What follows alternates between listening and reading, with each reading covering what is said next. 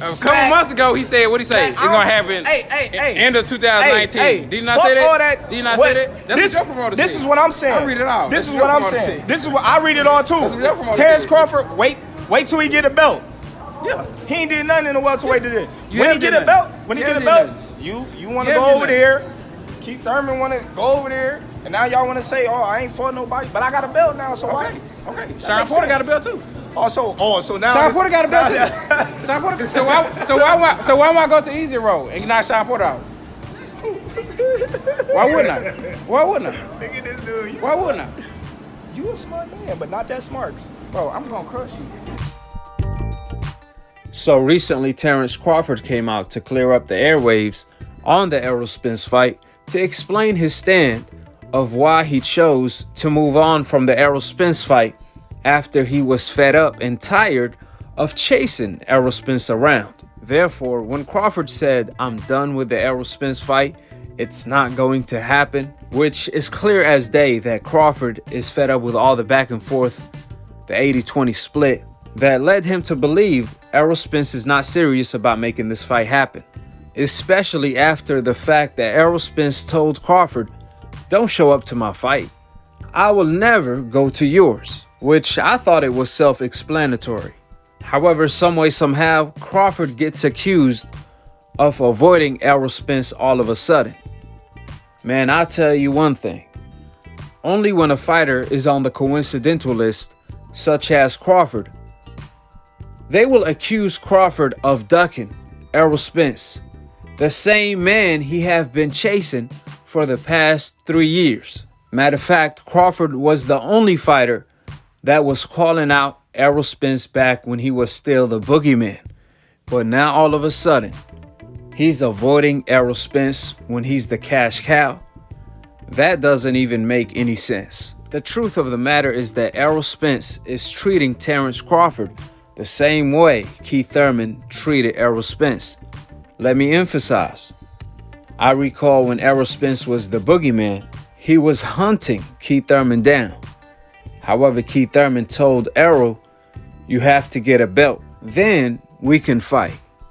Ironically, that's exactly what Errol Spence also told Terence Crawford. Errol, I'm not talking about, Keith Thurman's a good fighter. He's a very good fighter. He's talented, he's accomplished, and he's won some tough fights.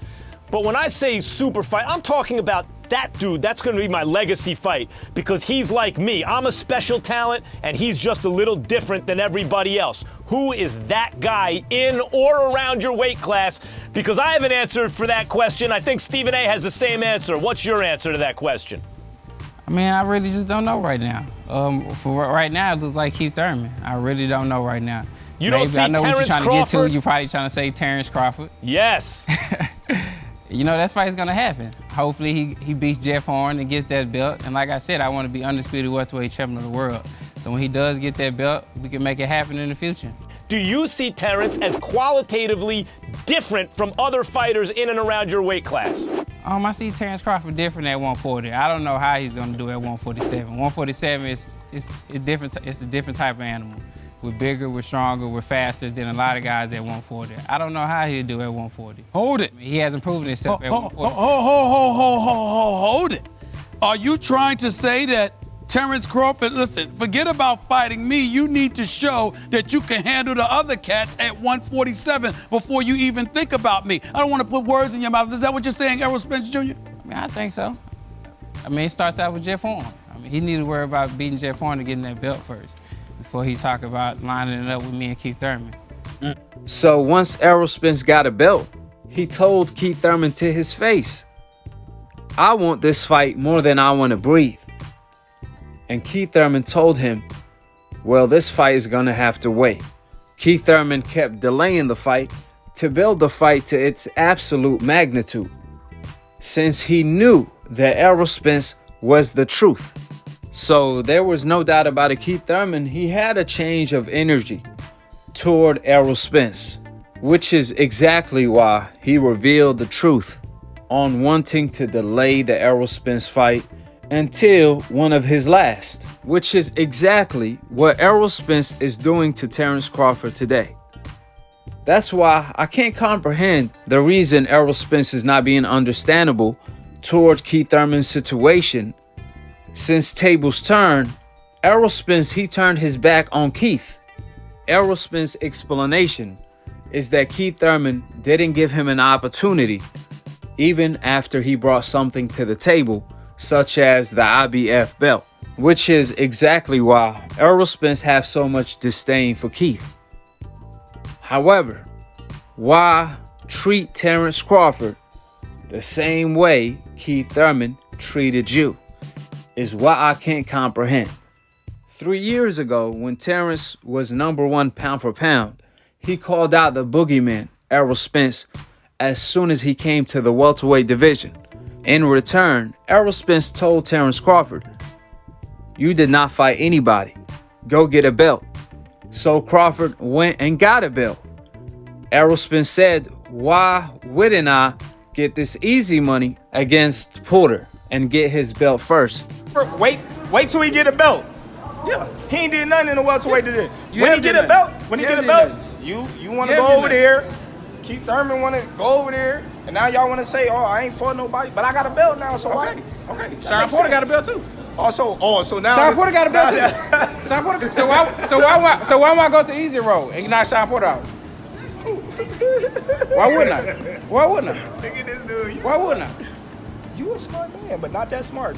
This is what Errol Spence told Terence Crawford to his face.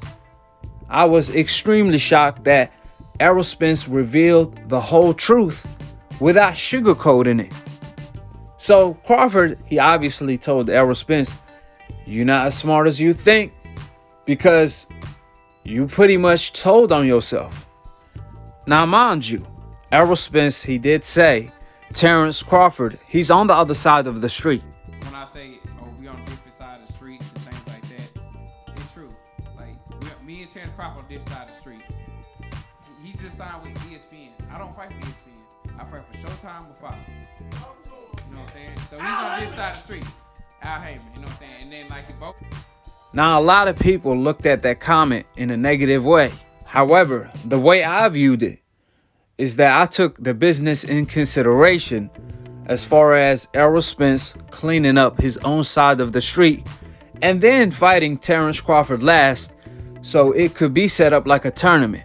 So the waiting for the fight of the decade continued as Errol Spence was throwing question marks every now and then, such as Terence Crawford. He needs to take a 60-40 for the fight to happen. This is what Errol Spence said about the purse splits years ago, which makes no sense at all, because why are we talking about purse splits before negotiations even began? You never hear Errol Spence bring up splits when he was calling out Keith Thurman, Sean Porter, Danny Garcia, even Canelo Alvarez. You did not hear Errol Spence say, "Hey, I'm moving up 2 weight divisions. I want a 50-50 split against Canelo." Absolutely not. Errol Spence just simply called out Canelo to fight. But every time Errol Spence calls out Crawford, that's a stipulation. A 60-40 split that went to 70-30, and now it's 80-20. On this graphic, can we be done with everybody else but Terence Crawford? Can we just do Errol Spence versus Terence Crawford? I mean, that could happen. We got to see how it goes. But, you know, like I said, I can move up to 160 and fight Canelo Alvarez. Look, I want to get to that, but there's always going to be questions until you and Crawford fight. How optimistic, if at all, are you that you can get Crawford in 2021? Well, I think it could happen. I mean, just for, you know, Al and Bob to sit down and, you know, for Bob to start lying. So we'll see. But I think it definitely could happen next year. They just got to sit down and talk and, you know, go over numbers and things like that. But it definitely could happen. But like I said, I'm the big dog at the welterweight division. And he gotta take a back seat and take that 60-40 or 70-30, wherever we give him. Now, for the people that want to say Errol Spence is just trolling, he's trolling the fans and Crawford with that 80-20. What I say to that is that I know Errol Spence for being the truth. I don't know Errol Spence for being the troll. I only know Errol Spence for being the truth. So I'm going to have to take his words for it because I never seen Errol Spence troll when it came to Canelo or Danny, Sean, so on and so forth. He never trolled. Why all of a sudden now y'all claiming he's trolling against Crawford? That makes no sense at all. It's disrespectful to say that the truth is trolling. And for the people that continue to claim Errol Spence, he sent Terence Crawford a 60-40 offer and Crawford turned it down. If you happen to be one of them people, then you should be able to answer this question. When exactly was that offer made? Because it seems like people are making up ish to defend Errol Spence that Errol Spence is not even aware of, due to the fact that it never took place. That's why. Errol Spence have never negotiated with Terence Crawford. Errol Spence have never wanted to fight Terence Crawford next since Crawford moved up to welterweight to this day. So again, when the hell have Errol Spence sent Terence Crawford a 60-40 offer and they were negotiating? That never took place, because Errol Spence clearly stated Terence Crawford will be his last title fight at welterweight for undisputed. Do you feel like the fight will eventually happen? It's gonna happen. It's gonna happen. It's definitely gonna happen. But like I said, I got other people in front of me. I got Porter, I got Packard, I got Thurman. So what about? I got Chewy. What about people that were, if they say Errol's a big welterweight, will you still be able to make? Because Errol Spence clearly stated Terence Crawford will be his last title fight at welterweight for undisputed. Because once they fight each other, they're going to go inside of that squared circle in order to kill each other. So they're going to have to get paid. This is what Errol Spence said. Errol Spence's intentions and plan was always to fight Terence Crawford last. So again, when was that 60-40 offer made? The answer is very simple. It was never made. People are just making ish up to save face for their favorite fighters, which is understandable, but that's what you call talking emotionally, not factually.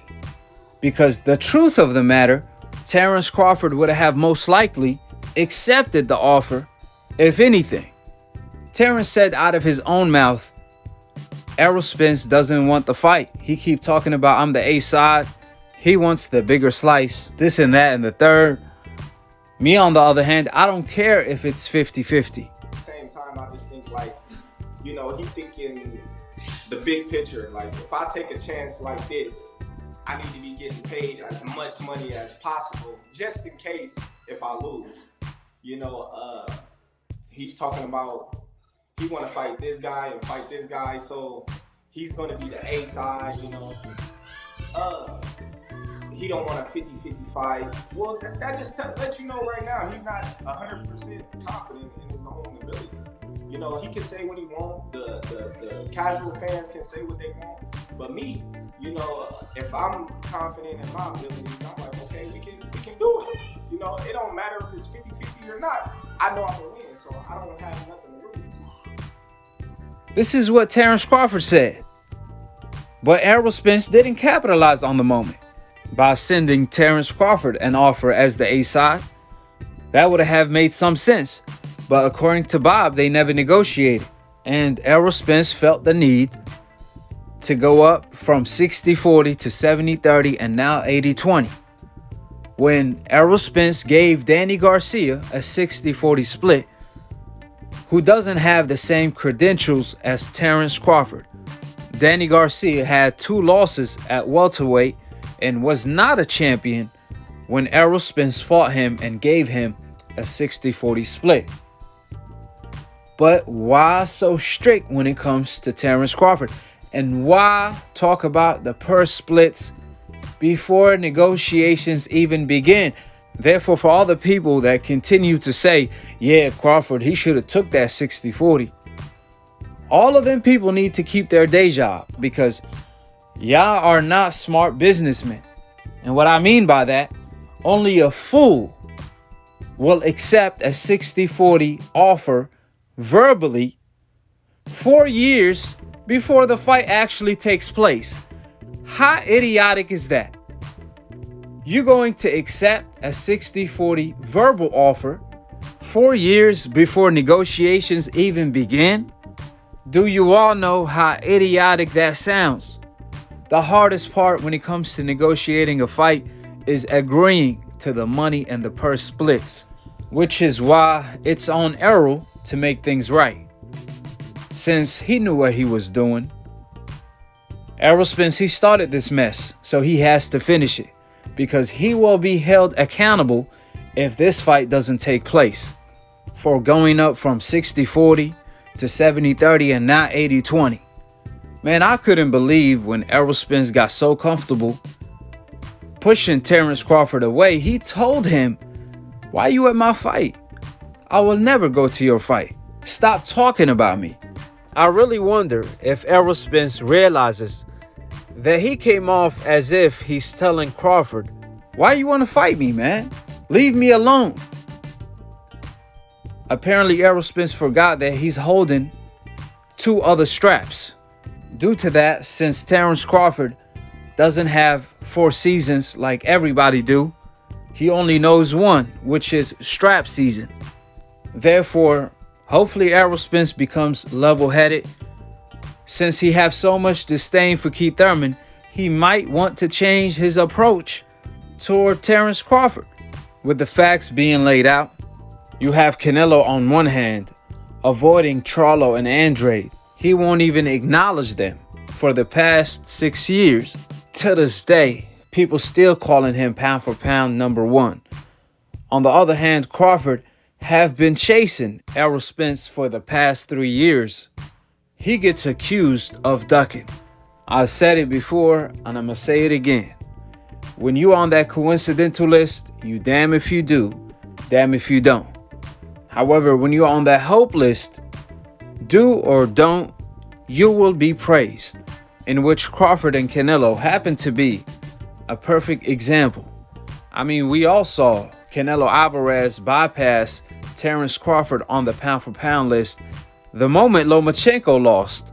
If I recall correctly, back when ESPN erased Lomachenko lost on more than one occasion, placing Terence Crawford as pound-for-pound number 2, when in reality Crawford was number 1 all along. So Lomachenko lost to Teofimo Lopez. Some way, somehow, Canelo bypassed Crawford and goes to the number 1 slot for fighting Avni Yildirim. Furthermore, Terence Crawford took to his Twitter today to put the facts and the truth in order by stating, and I quote, "Good morning, everyone. Ever since I could remember, all I ever wanted to do was fight. I got a high prey drive for action. I can't wait to fight. Neither are you. I'm the one that would pull up on you by myself like cheese emoji. If anybody have been following my career and not listening to the nonsense that people say, then you would know I have tried to fight all of the champions in my division years ago. What more do y'all want? Laughing emojis. Talk is cheap. That's why I just show up." Oh, wait. Y'all gonna act like I wasn't calling out these guys when I was at 140? Wait. Tell him to get a belt first. He not a real welterweight. He on the wrong side of the street. He didn't beat nobody. I done heard it all. But glove up, I'm over it. Laugh out loud. When I say it's a wrap, then that's that. It's over with. Don't ask me about that no more. And I'm done talking about it. My bad for giving you all real facts. A lot of y'all still gonna be mad at me. Laughing emojis. I know everyone want this and that, but believe me, everyone in hell want ice and water. And do you think they get it? So what that tells you? Now, what I say to that is that Terence, alhamdulillah, we still on earth. We not in hell. So we can actually still get what we want. Sometimes you gotta pray, sometimes you gotta work hard. They both go hand to hand. Nevertheless, the point is, Terence Crawford is fed up with all the nonsense and the back and forth that's not getting him any closer to the fight of the decade. With that being stated, Errol Spence is not looking too good. Last time, Terence Crawford told Errol Spence on Twitter, "Your legacy is going to be remembered for ducking me." This is what Terence told Errol Spence, in which surprisingly Errol Spence did not respond, which is not a good look on his behalf. On the other hand, today Terence Crawford completely aired out Errol Spence by stating nothing but facts, in which Errol Spence also didn't respond. So the only way to make it right for Errol Spence is to make the fight. With the facts being laid out, drop your thoughts in the comment section below. Be on the lookout for the cookout on my Errol Spence versus Terence Crawford split and the dispute there. Subscribe below, click on the notification bell, and to be continued on the next episode of Akhi, Akhi, TV. Peace, and we on to the next one. Obviously, everyone's talking about Terence Crawford. Is that a legitimate chance of happening, or do you guys feel like you're miles and miles apart? I'm not thinking about that. I'm thinking about, seeing my kids tomorrow and chilling on my ranch and finally riding my horses after 10, 12 weeks and, just chilling out and eating some good food. So we'll see what holds in the future. But right now, just to enjoy myself. I had a long year and a half, to come back and, work hard, train hard, and just was 120% focused. And I'm going to wind down for like a week or two till I get back on the ball. I know you already talked about getting back to the ranch, very understandable. But what did you think of Terence showing up ringside? Do you think that helped build some buzz to make it a big fight? No. I mean, he got to live up to his words. If he say he's not worried about me, then I don't know why he doing what he was doing here. I probably wouldn't go to none of his fights, so I'm not worried about Terence Crawford. Like I said, I'm going to enjoy my time with my kids and chill out and just reflect on this year and a half that, I came back and, we're going to move on in the summertime and see who I fight. So we'll see. I got to talk to my manager, Al Heyman, and we'll go from there. Free smoke, Junior. They don't know what time it is. T-Bug Crawford. Yeah. Everybody know who the champ is at 147, who the king is. And he's too small. He's too small. He little. He light in the ass. Hey, look. Ain't nobody say Floyd was light in the ass. He's light in the ass. You're not Floyd. Hey, I told you I was going to pull up on Spence. Hey, you was really Hey, look. I love it. Hey, look. I love it. I told him I want that work. Free smoke. I told him I want that work. This ain't no Keith Thurman shit. That's why we be scared and shit.